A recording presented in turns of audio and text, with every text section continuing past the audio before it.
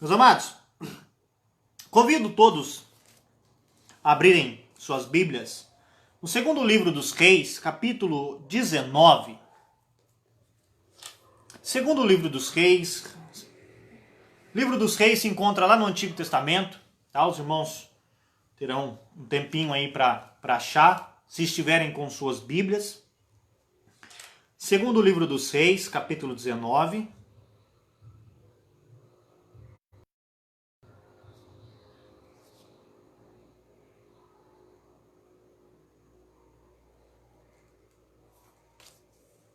Segundo Reis 19. Hoje nós meditaremos do verso 14 ao verso 19.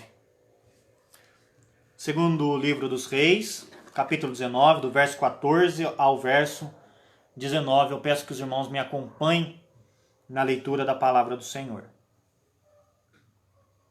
Diz assim a Sagrada Escritura: Tendo Ezequias recebido a carta das mãos dos mensageiros, leu-a.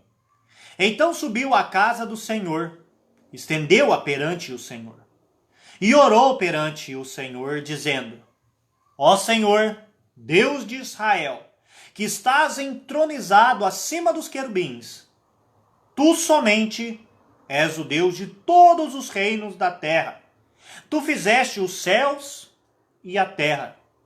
Inclina, ó Senhor, o teu ouvido e ouve.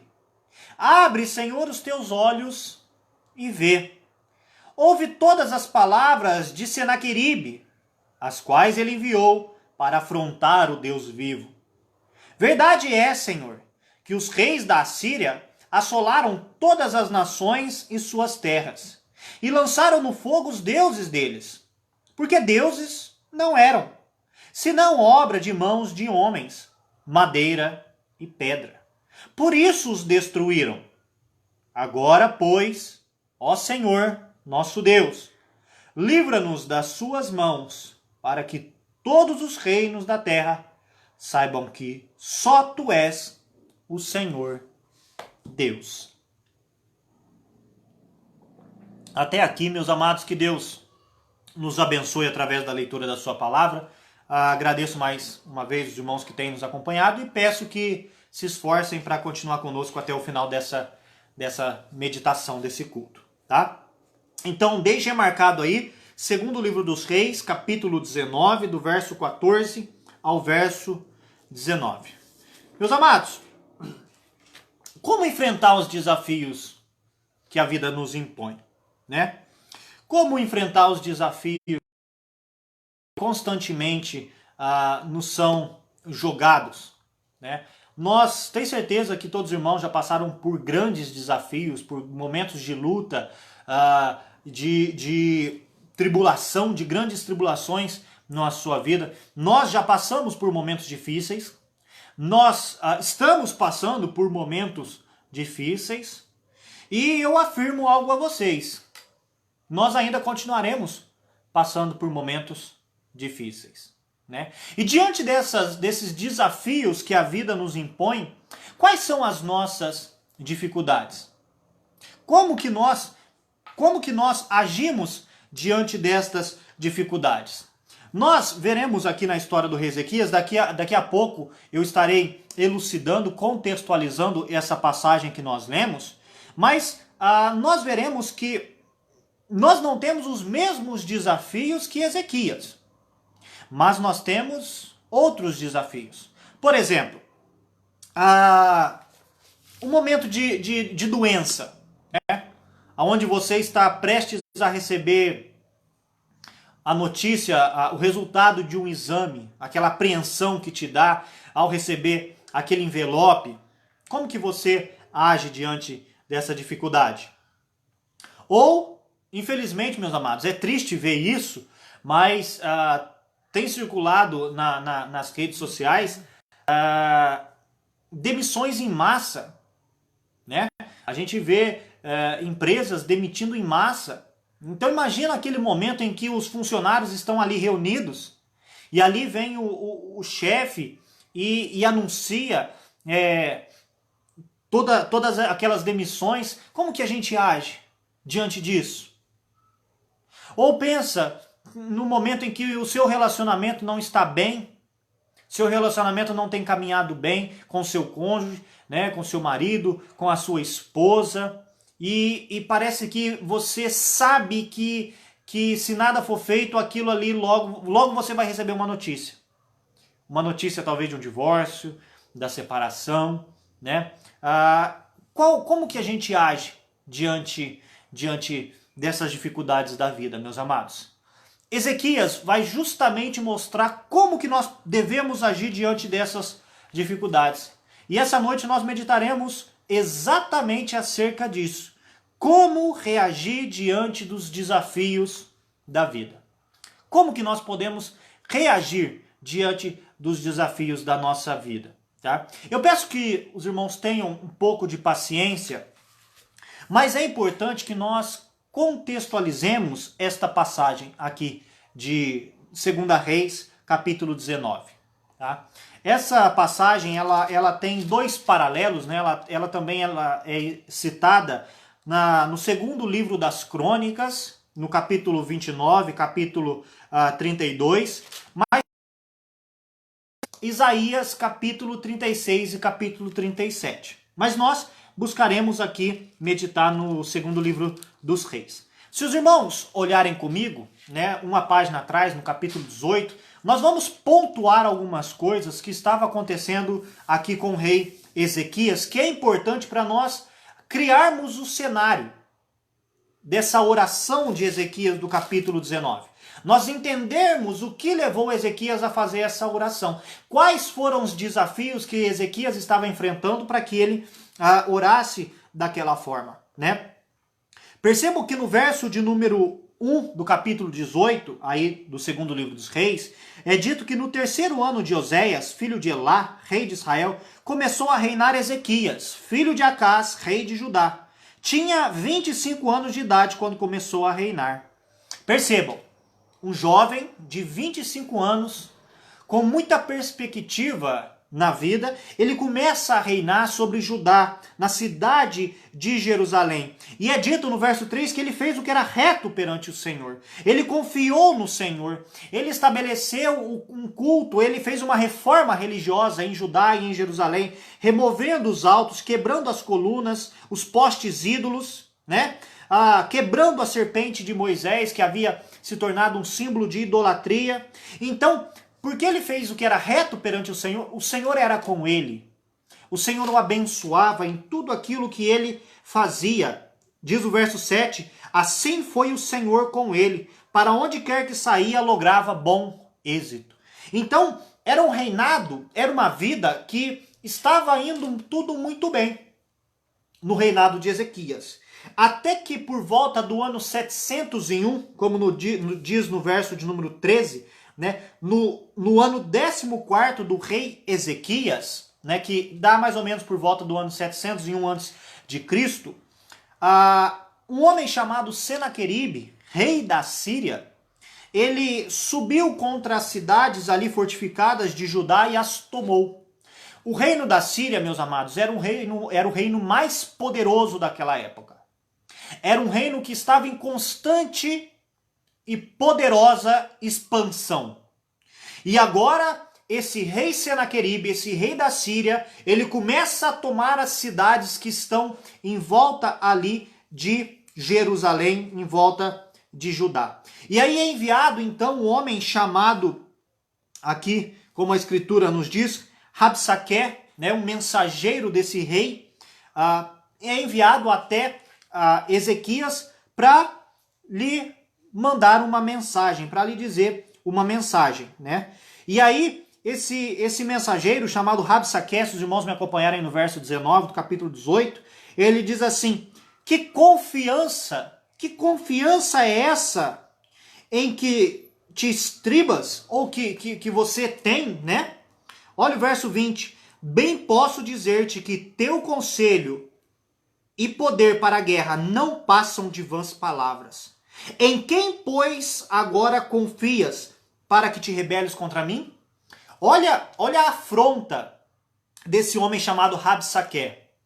Eles estão mandando uma mensagem para Ezequias e dizendo, você não tem força, essa ideia, esse poder teu de guerra são palavras vãs, né? Em quem você confia para se rebelar contra mim? E diz no verso 21, você confia no Egito? E ele vai descrever o Egito. O Egito não tem força, o Egito só prejudica aqueles que confiam no Egito. Verso 22, mas se me dizes, confiamos no Senhor nosso Deus, não é esse aquele cujos altos e altares Ezequias removeu, dizendo a Judá e a Jerusalém, perante este altar adorareis em Jerusalém? Então percebam, vocês vão confiar em quem? Vocês vão confiar no Egito? Vocês vão confiar no Senhor?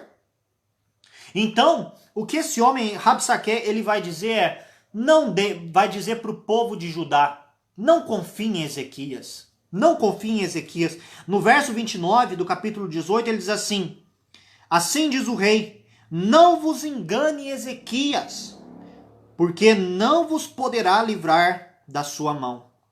Nem tampouco vos faça Ezequias confiar no Senhor, dizendo, o Senhor certamente nos livrará. Não dei ouvidos a Ezequias, verso 31.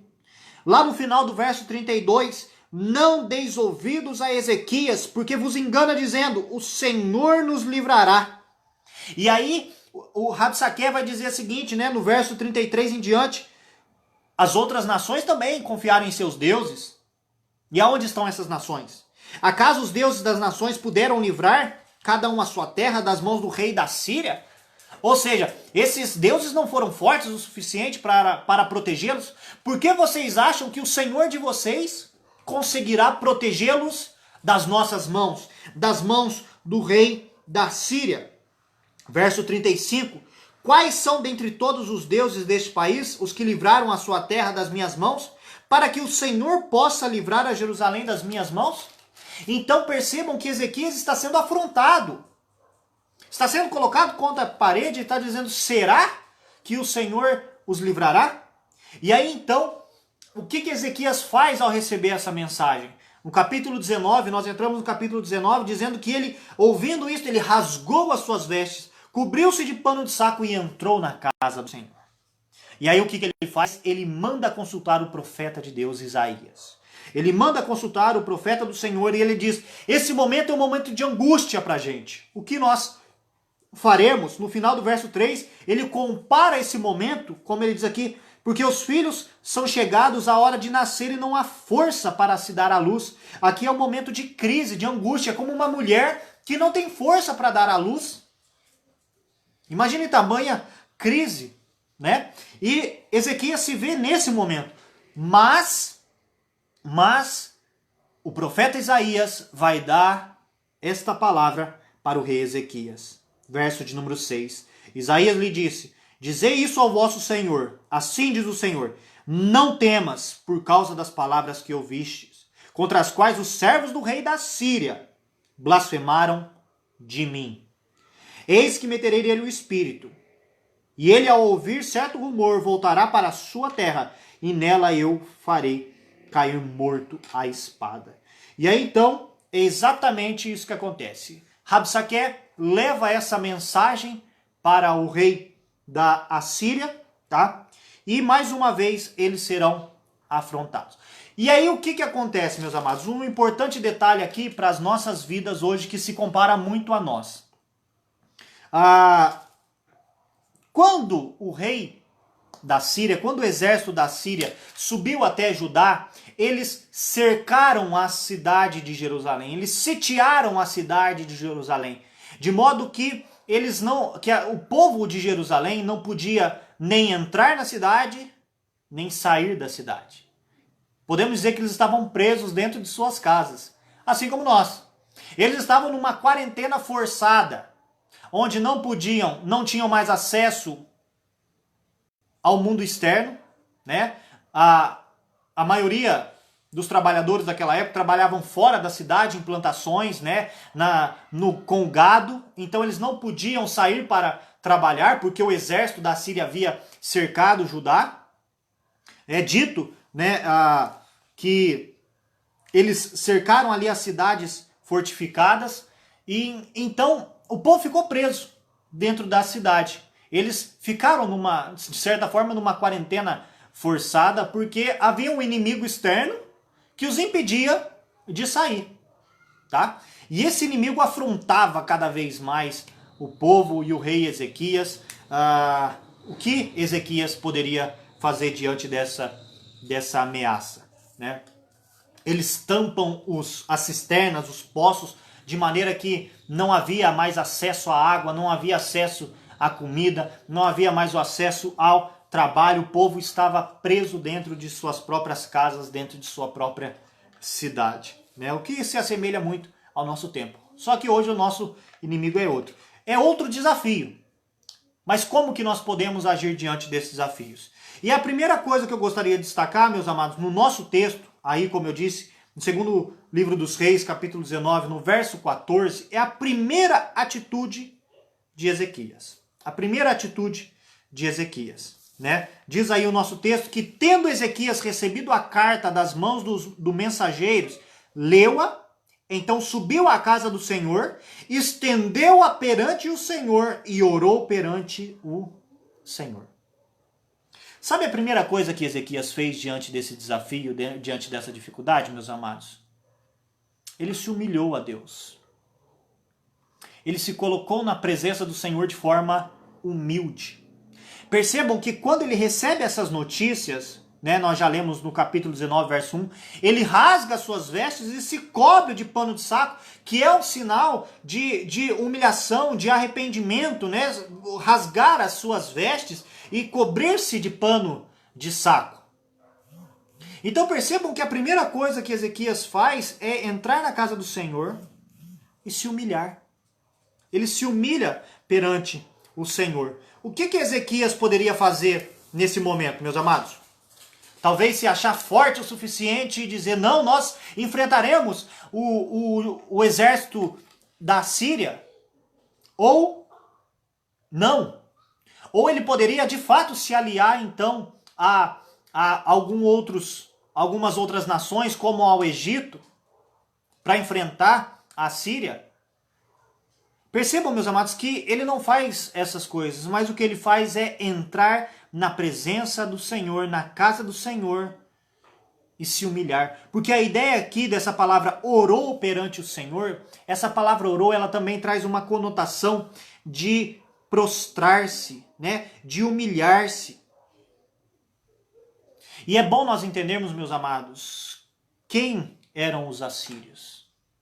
Qual era a fama do exército da Síria? Meus amados, historiadores vão nos dizer que o exército da Síria era um exército terrivelmente cruel. Que eles cometiam atrocidades contra todo tipo de ser humano. É dito que eles esfolavam as pessoas, eles arrancavam a pele das pessoas. É dito, meus amados, que o exército da Síria pegavam as mulheres grávidas e abriam suas barrigas e matavam as crianças. Eles não deixavam nada, eles dizimavam tudo. Era um exército extremamente cruel. Mas percebam que o rei Ezequias, diante desse desafio, o que ele faz não é bater de frente, não é se aliar a outras pessoas, mas a primeira coisa é se humilhar perante o Senhor. É buscar o Senhor. Ele se humilha, ele se prostra diante de Deus, né? Essa é a ideia desse versículo, que ele orou ao Senhor, né? Ele se prostrou diante do Senhor. Essa atitude dele estender a carta perante o Senhor é como se ele dissesse assim: eu não tenho o que fazer. Eu não tenho meios para resolver esse problema, né? Ele apresenta essa afronta do rei Senaqueribe ao Senhor. É como se ele entregasse na mão do Senhor, ele se humilhasse e mostrasse uma dependência de Deus. Ele estende a carta perante o Senhor e se prostra na presença de Deus, porque ele sabe que ele não tem recurso para enfrentar esse desafio. E, meus amados, isso se assemelha muito a nós hoje. diante dos nossos desafios. Quantas vezes nós somos desafiados ao ponto de nos vermos tão fracos que nós olhamos para nós e não vemos condições de enfrentar tais problemas. Talvez uma determinada doença, ou talvez a perda de um emprego, ou talvez a iminência da ruptura de um relacionamento, e nós nos vemos tão fracos, tão enfraquecidos, que às vezes nós pensamos, o que eu faço? Estenda perante o Senhor. E se coloque e se humilhe diante de Deus. Então a primeira coisa que Ezequias faz é se humilhar perante o Senhor. É mostrar dependência de Deus. Essa é a primeira coisa que ele faz. A segunda coisa que Ezequias faz é adorar o Senhor. Olha o verso de número 15. Olha o conteúdo da oração de Ezequias. Orou perante o Senhor dizendo: Ó Senhor, Deus de Israel, que estás entronizado acima dos querubins, tu somente és o Deus de todos os reinos da terra. Tu fizestes os céus e a terra.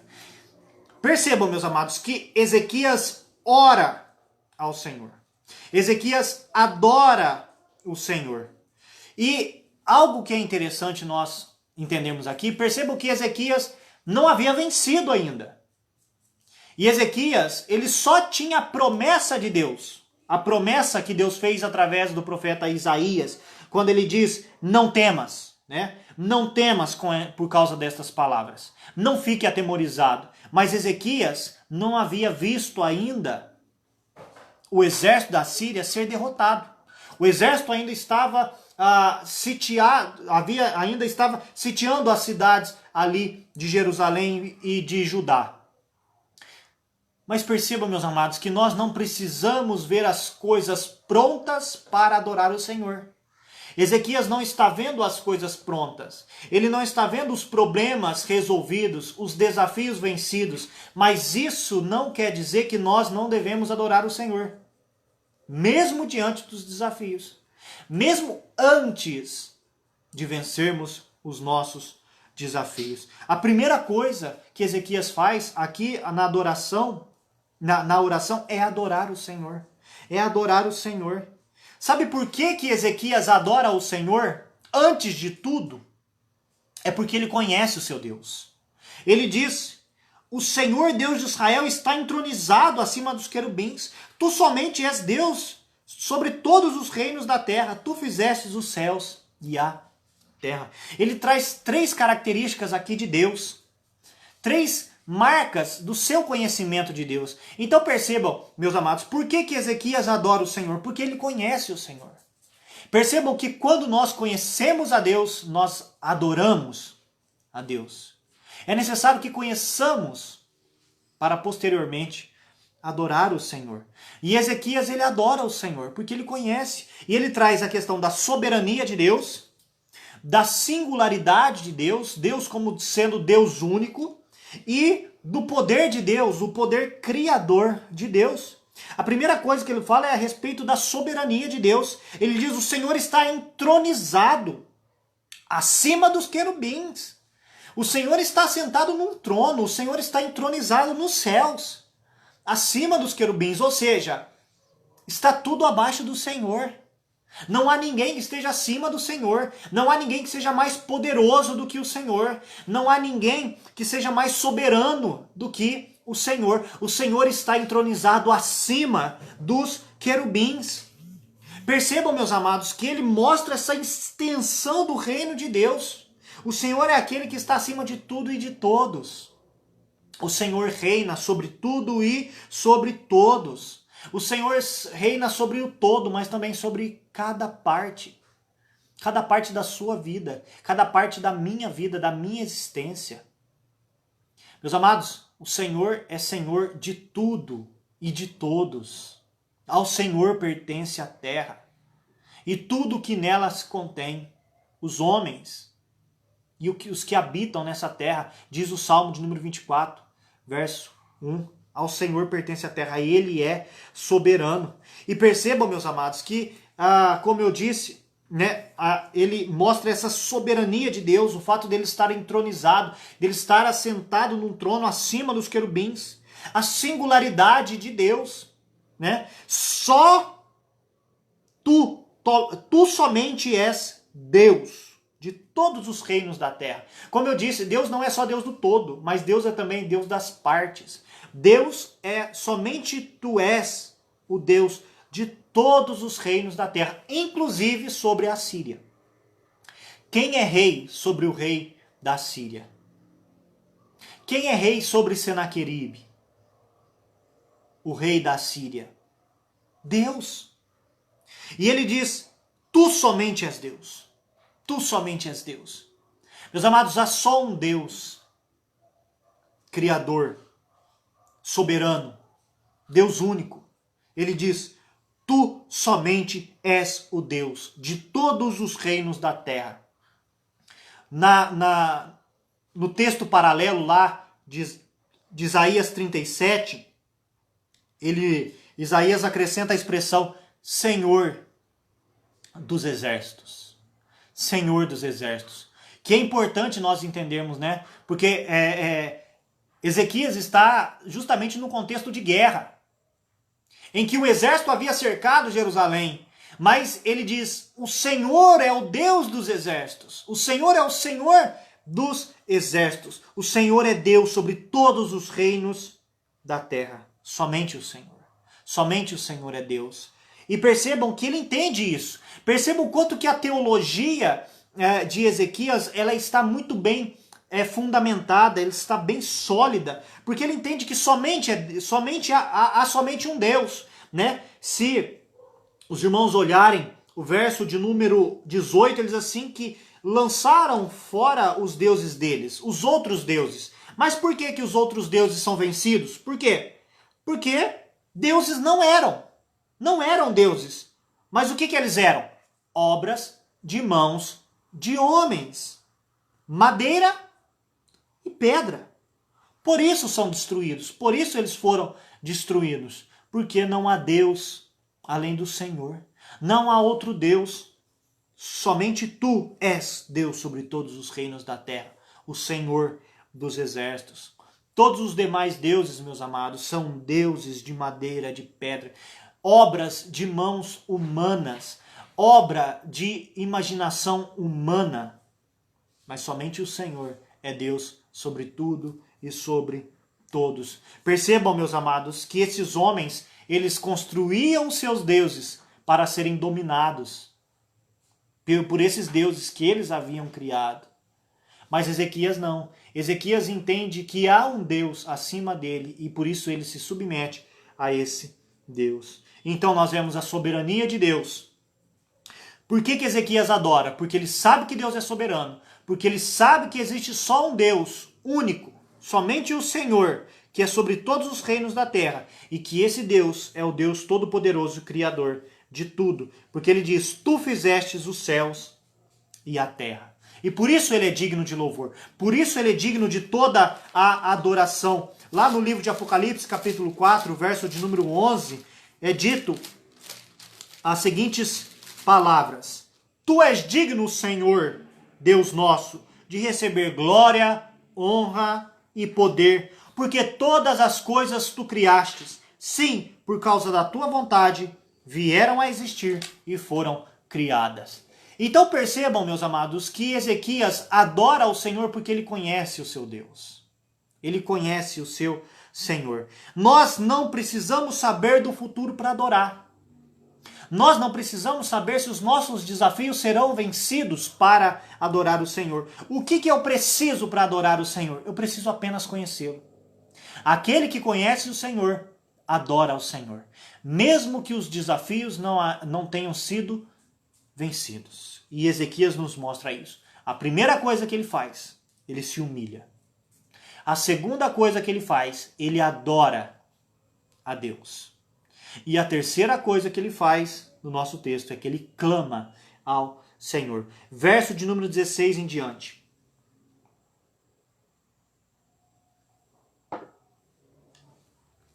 Inclina, ó Senhor, o teu ouvido e ouve, abre e ouve. Abre, Senhor, os teus olhos e vê. Ouve todas as palavras de Senaqueribe, as quais ele enviou para afrontar o Deus vivo. Verdade é, Senhor, que os reis da Assíria assolaram todas as nações e suas terras, e lançaram no fogo os deuses deles, porque deuses não eram, senão obra de mãos de homens, madeira e pedra. Por isso os destruíram. Agora, pois, ó Senhor nosso Deus, livra-nos das suas mãos, para que todos os reinos da terra saibam que só tu és o Senhor Deus. Percebam, meus amados, que se nós olharmos, né, friamente o verso de número 16, parece que ele está meio em confronto com o verso de número 15. Porque o verso 15, ele, como eu disse, ele reconhece Deus como Deus soberano, como Deus único, Senhor dos exércitos, Senhor sobre todos os reinos, e como Deus todo-poderoso, Criador de todas as coisas. Mas no verso de número 16 ele diz, inclina ao Senhor o teu ouvido e ouve, abre os teus olhos e vê. É como se ele dissesse, o Senhor é soberano, o Senhor reina sobre todos os reinos, e o Senhor é criador e poderoso. Mas será que o Senhor está vendo? Será que o Senhor está ouvindo? Porque ele pede isso, Ezequias pede isso, inclina, Senhor, o teu ouvido para ouvir e abre os teus olhos para o Senhor ver, né? Parece que Ezequias entende que o Senhor não está vendo e nem ouvindo o que está acontecendo. Meus amados, é apenas um aparente conflito.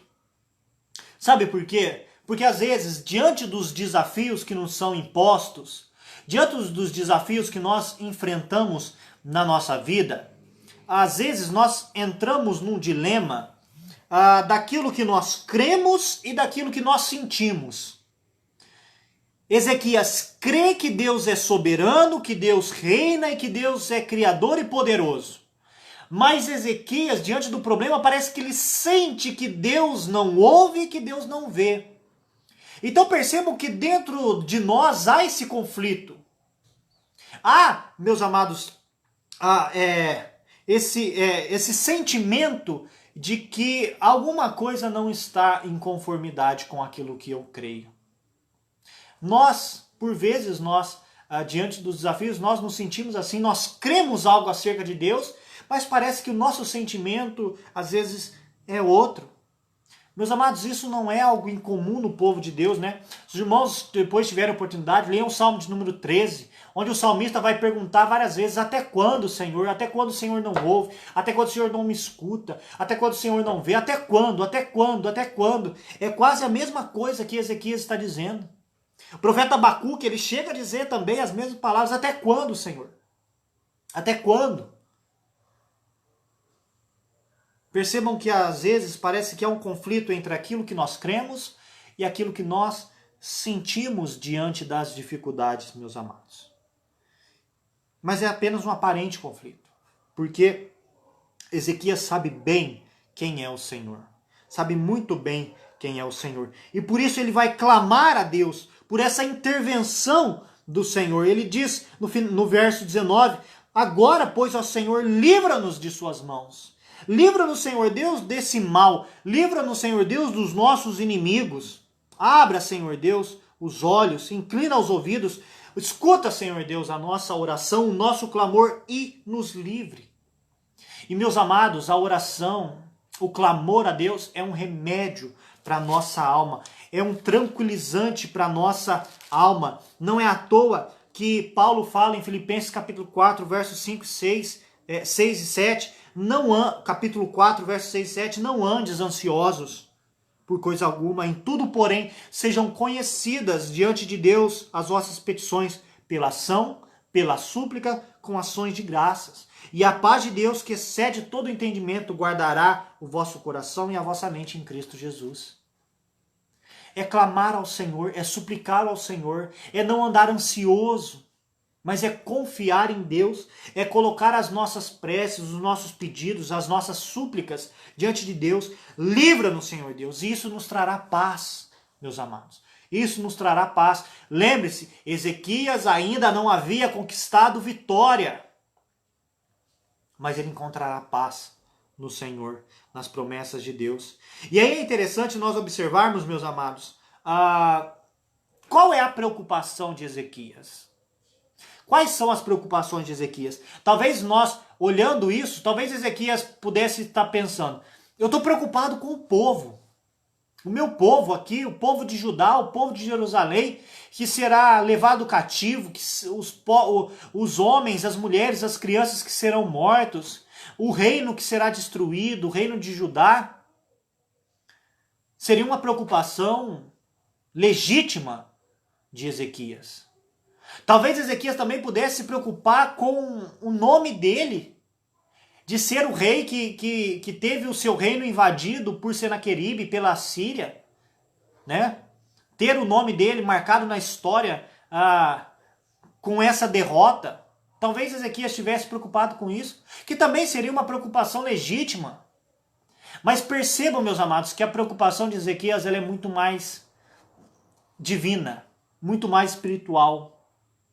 Percebam que a preocupação de Ezequias, como diz no final do verso 16, ele diz assim, o problema, Senhor Deus, é que eles estão afrontando o teu nome. Diz assim, as quais ele enviou para afrontar o Deus vivo. É o Senhor que está sendo afrontado. Antes de mim, Senhor, antes do teu povo, é o Senhor que está sendo afrontado. Olha o final do verso 19.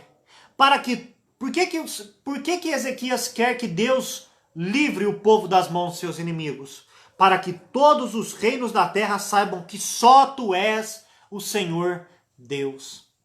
Percebam, meus amados, que a preocupação de Ezequias é com o nome do Senhor, é com a honra do Senhor,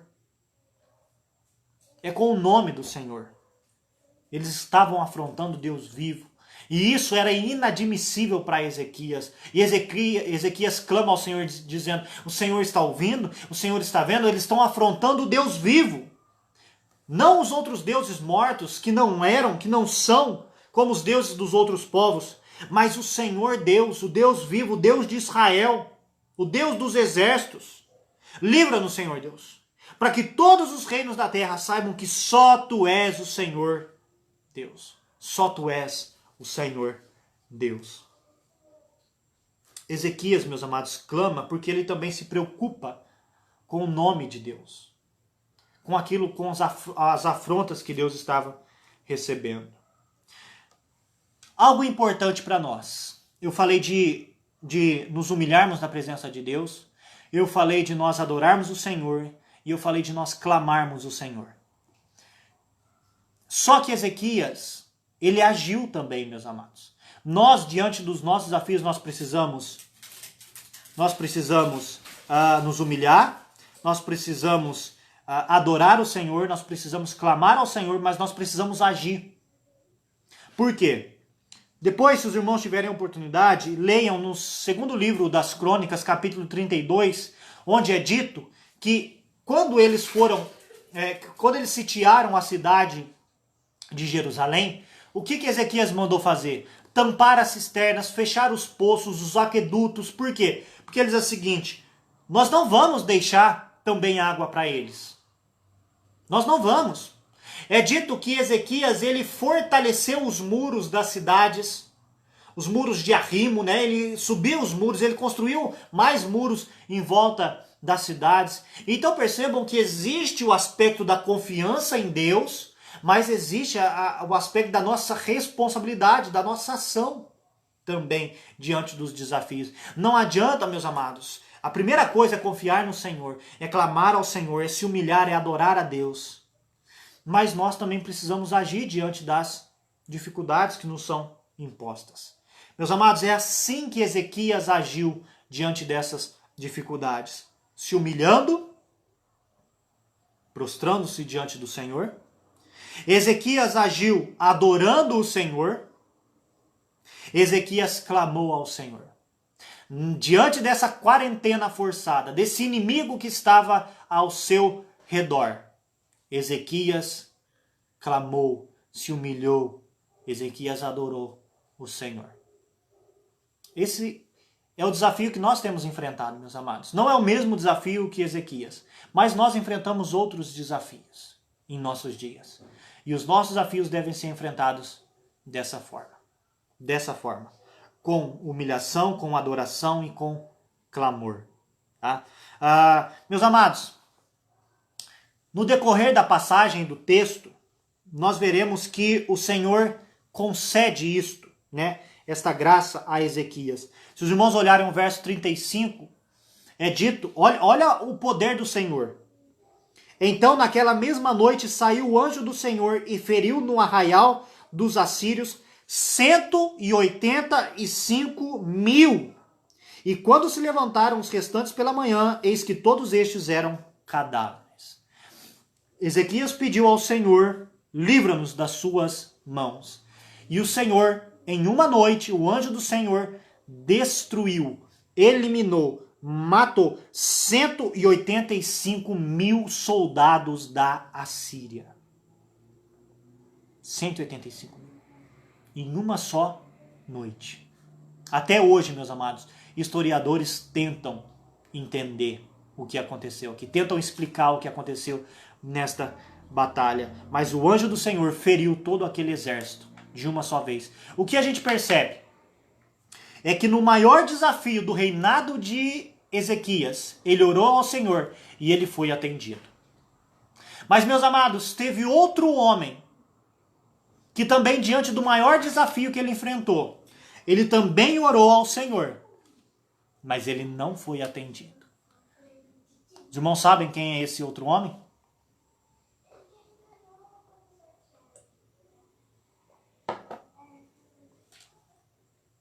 Esse nosso segundo homem se chama Jesus Cristo.